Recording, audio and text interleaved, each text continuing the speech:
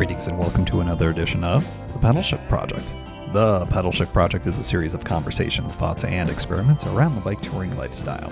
From tips and tricks to ideas on how to ride your ride, let's shrink the world by bike. Show notes and more are available at pedalshift.net/261, and you can email the show at pedalshift@pedalshift.net or text me at 202-930-1109 and check Pedalshift out on all the socials as well. Hello, everybody, and welcome to another edition of the Pedalshift Project. My name's Tim Mooney. Thanks so much for joining here on the 261st edition of the show. It is the concluding part of the latest tour journal, A Game of Chance. And as I said last week, sometimes bad ideas go good, good ideas go bad, and then there's the latest bonkers idea of a tour I had. A game of chance. If you don't understand this whole game of chance thing, go check out either last week or the week before where I talked a little bit more about it. In this, the final installment, we learn how preparation can sometimes be the key to a good tour, or it can mean you just carry a lot in your panniers, more for show. From the end of the Western Maryland Rail Trail, well, it's not really the end, is it? This is the fork in the road. You could continue on the Western Maryland Rail Trail down a bit to another parking lot. Oh, so I guess no, this is a true fork in the road. This is an opportunity to either continue on the Western Maryland Rail Trail. Wait, mind blown here. We've got four possibilities here because we have a binary C&O or Western Maryland Rail Trail, and then we have a direction. All right, so here we go. I could continue on the Western Maryland Rail Trail. Well, let's do it this way. Let's do the binary since we're at an access point for the C&O. That's number one. Number two is the Western Maryland Rail Trail. Let's see here. And we're going to have to be on the non-random number generator or non-online one. Number two, so that means we continue on the Western Maryland Rail Trail.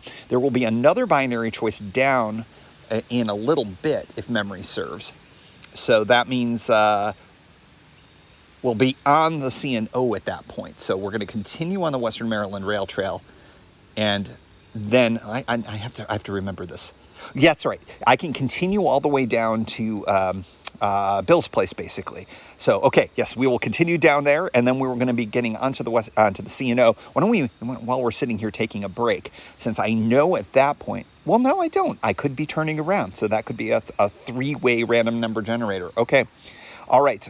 So we will be continuing after my quick lunch break and have another fork in the road. This is more complicated than I thought it was going to be, but here we are. All right, more to come down once we get to Bill's place. All right, we are only about, about 4 miles down the road here. The trail. Oh, I'm having bike touring brain already. So we are at the you can keep going on the Western Maryland Rail Trail, but it dead ends. So I'm going to count this where we are right now as the ending spot for the terminus, so that there's no other way to go westbound here on the trail. However, all right, we can access the C&O if we go down and around the corner here, which means that we've got let's do this as a three-way rather than a two binaries here. So we've got a 1, a 2, and a 3. Number one, turn around. Turn around and just go back the same way on the Western Maryland Rail Trail. I told you this could be giving us weird results. Number two, continuing westbound, continuing Cumberland bound on the C&O. Okay, so that's number two. Number three, going on the C&O but going back towards Hancock. So there are two options here that actually reverse me. I never considered this. So here we go. I do get a single here, by the way. It is number two. Okay. Number two, we are going to be continuing Cumberland bound on the C&O. We're a little over, we're in the 15-ish mile range right now.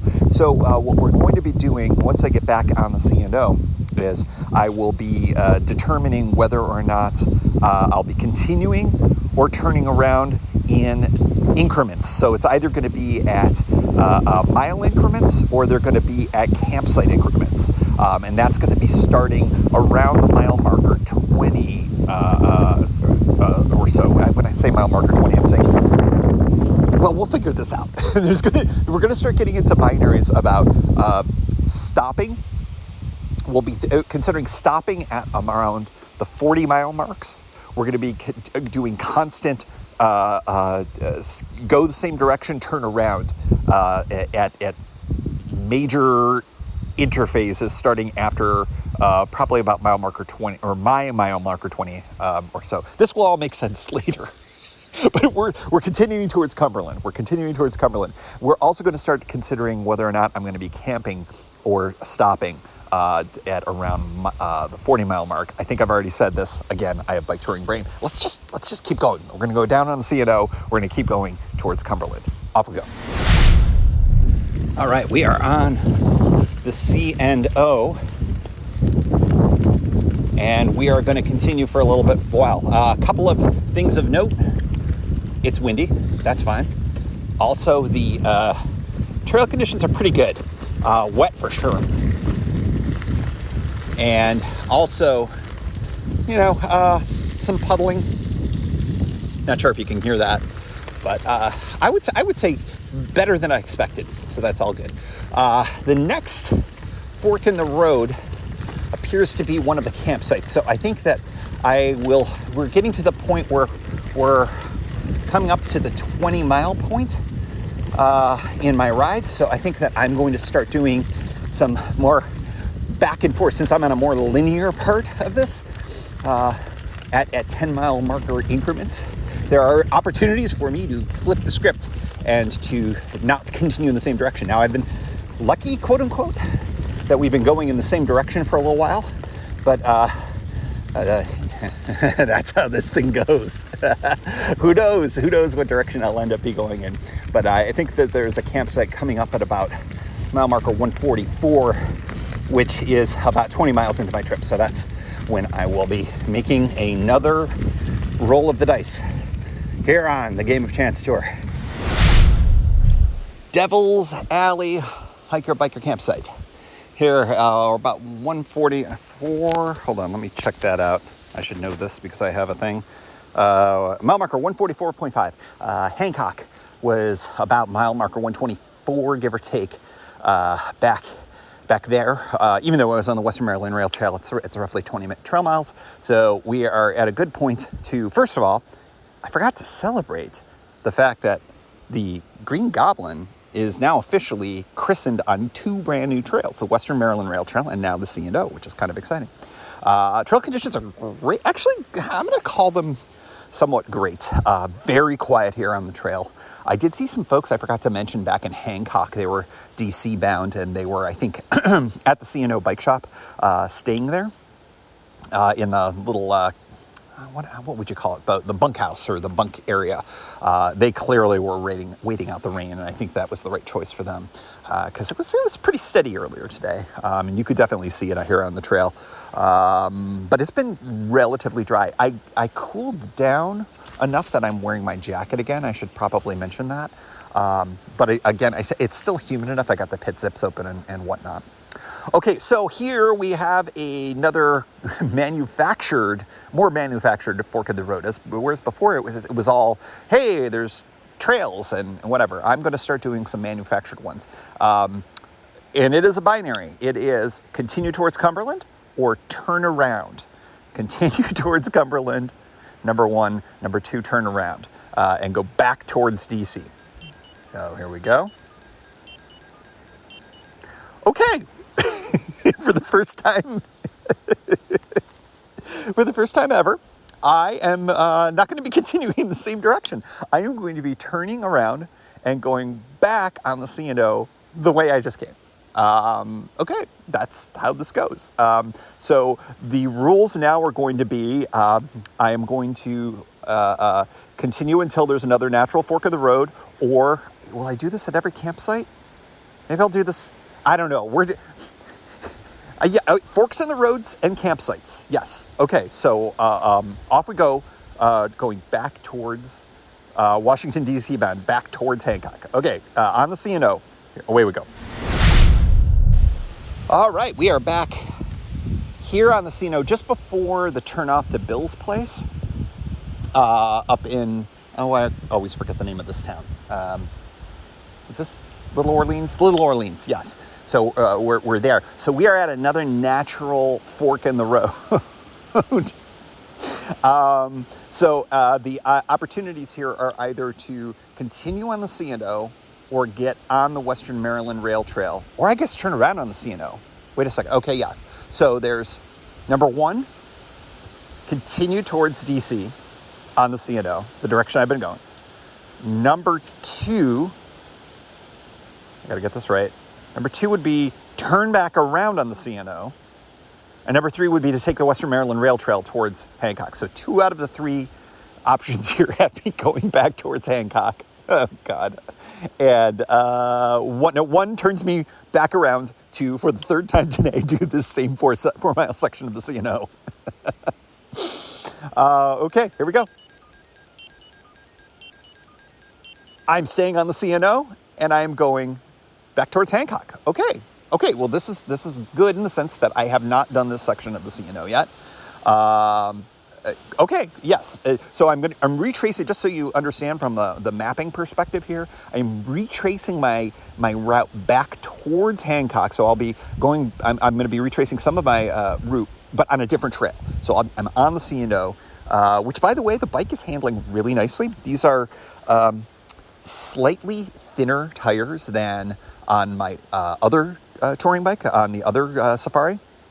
And it's handling it quite well. So I'm very happy to report all of that. Okay, so we're about 20 miles into the trip. I think that we're going to do the next, because of all this turnaround, I'm reconsidering the turnaround at every single campsite.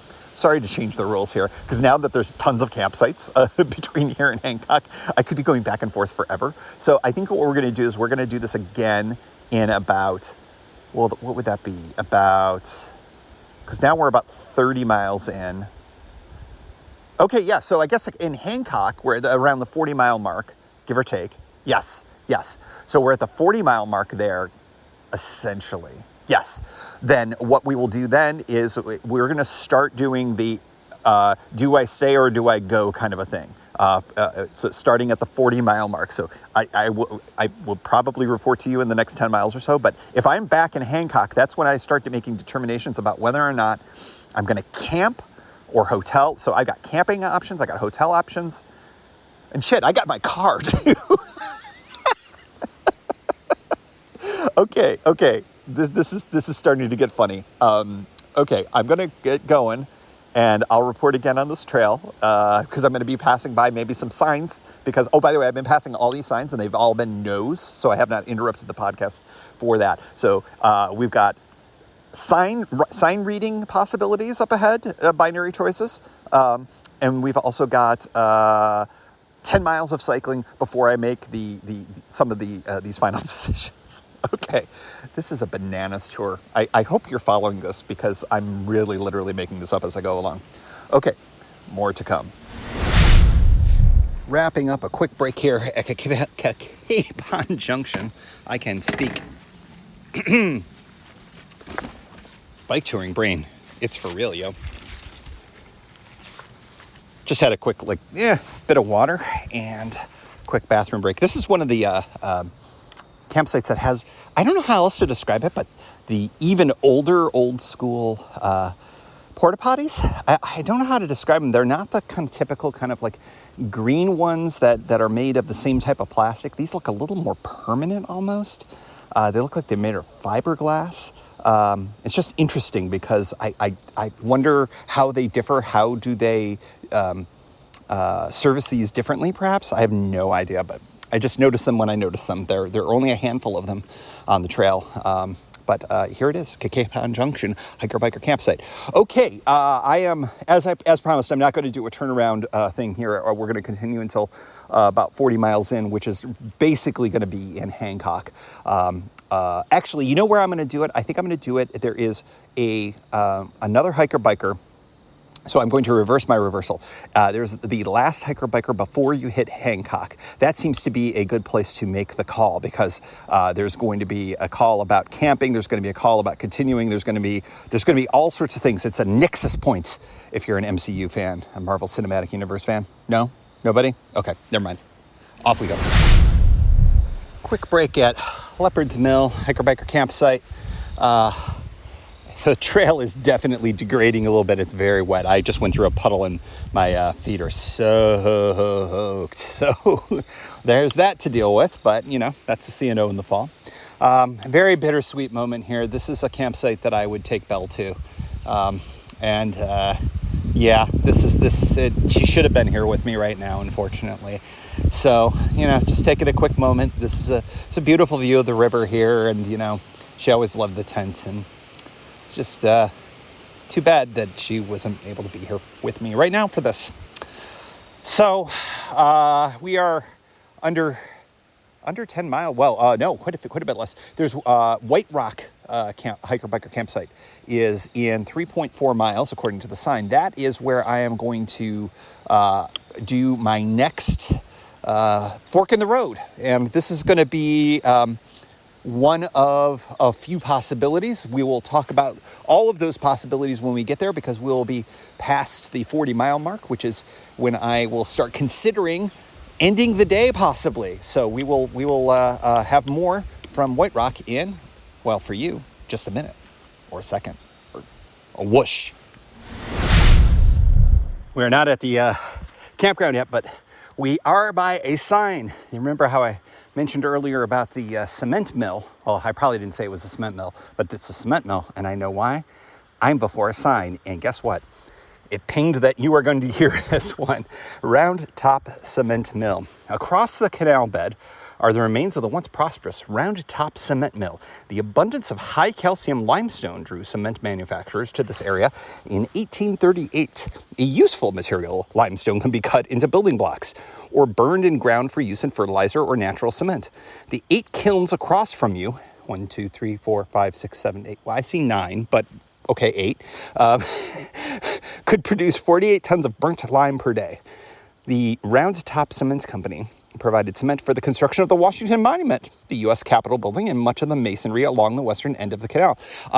The masonry on Georgetown, the canal is just beautiful. It also forms some of the masonry for Canal Road, which is a major thoroughfare in and out of DC. So that's kind of interesting. I did not know that it was made literally right before me here.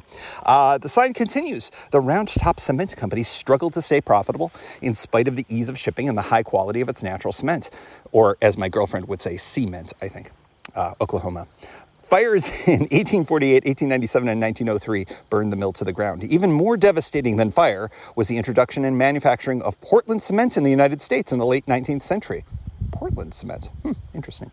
Weakened by the competition, the Round Top Cement Company was forced to close its operation after the 1903 fire.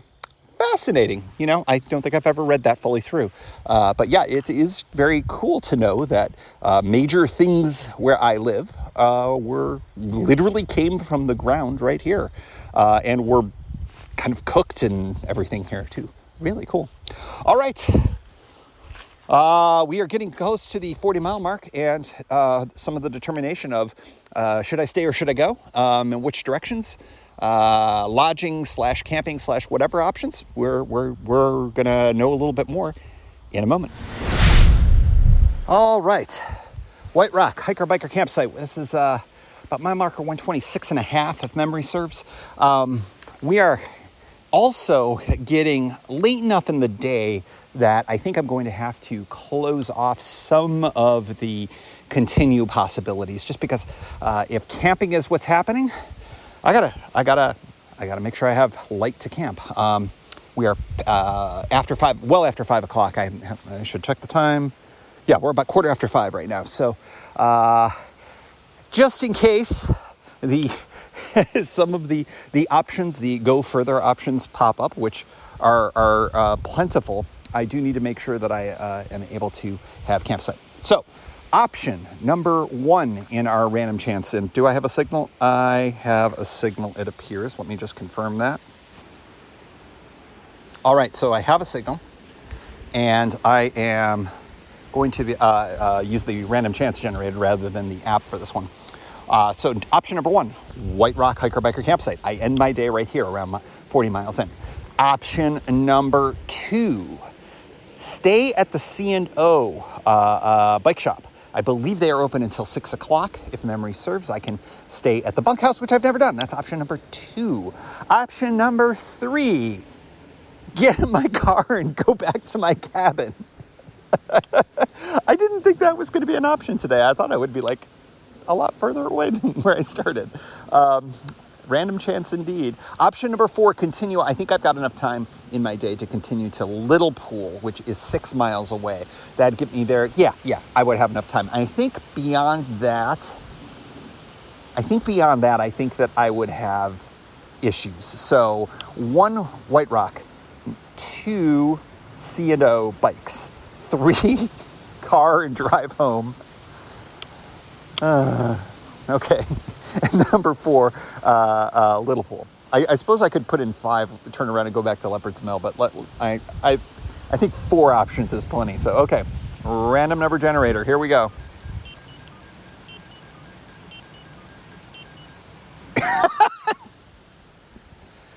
I'm going to the cabin tonight. A true round trip.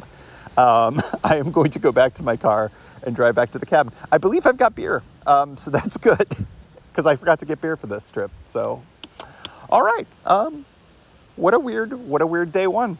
Day 2 starts back at the cabin, but I guess I'll talk to you. I don't know, from somewhere. All right, off we go. All right, from the La Crosse, it is the end of day 1. Not what I was expecting, I'll be honest. I'm tired, though, I have to say. I'm not fully unhappy, even though I was all ready to go full-on camping tonight. I have to be honest, there is a piece of me that is not unhappy about having a nice bed to sleep in, which is not too terrible, not too shabby. And I got some beer at home, and I can eat my Subway that I was gonna have for dinner tonight. I can eat that at home.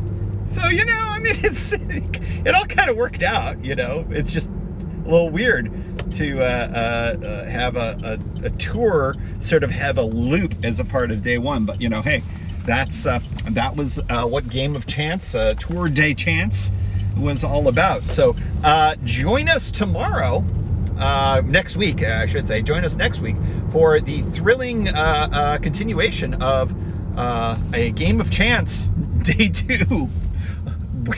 Where will I go? I have a funny feeling I have to kind of do the Game of Chance all over again. I could end up I could end up in the Gap. I could end up, who knows? Tune in next week for more of this wackadoodle idea of a tour of mine. So, I still have to laugh on how this thing went. I was all set to get up the next morning and do another leg of this whole Game of Chance tour, including, eliminating the C&O as an option and all of that. But I ended up having that nagging injury return that scuttled it the prior week before. So I ended up postponing the rest of the Game of Chance tour for later next month, just to make sure that everything is all good. And of course, you're invited. We're dropping the chance part on this one because that made my head explode for what was essentially just an out and back on the C&O and the Western Maryland Rail Trail. So join me in a few weeks and we'll clean this all up. But first, we've got some fun shows, including a best of next week, and then some fun shows in between, leading all the way up to Thanksgiving. And we've got some fun surprises coming down the pike for that, too. And as always, we like to close out the show with a special shout out to the Pedalshift Society. Because of support from listeners like you, Pedalshift is a weekly bicycle touring podcast with a global community, expanding into live shows and covering new tours like this fall's upcoming bike tour. If you like what you hear, you can support the show for $5, $2, or even $1 a month. And there's one-shot and annual options if you're not into the small monthly thing. Check it all out at pedalshift.net/society. On to the society.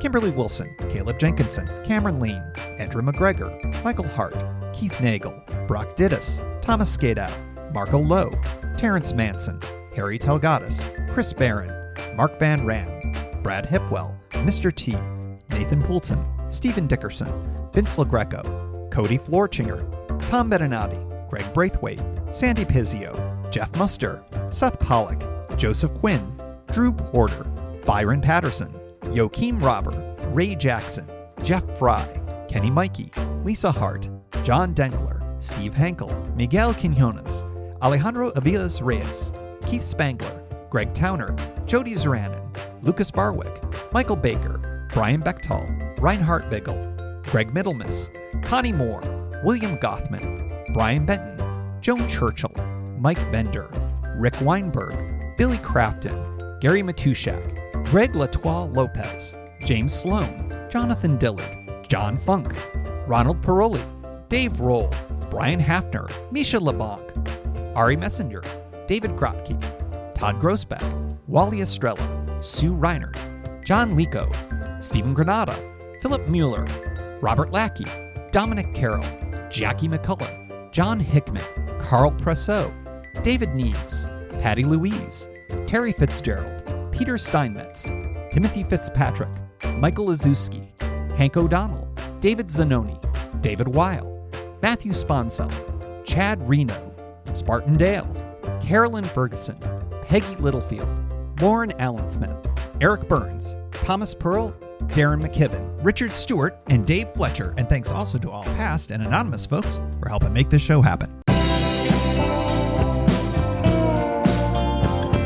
Thank you for joining. You can find Pedalshift at pedalshift.net for more great bicycle touring content. You can hear the Pedalshift project through Apple Podcasts or your favorite podcast app. Opening music courtesy of Jason Kent off his self-titled album. The track is called America. Check out his band Sunfield's latest release, Mono Mono, wherever cool music is available.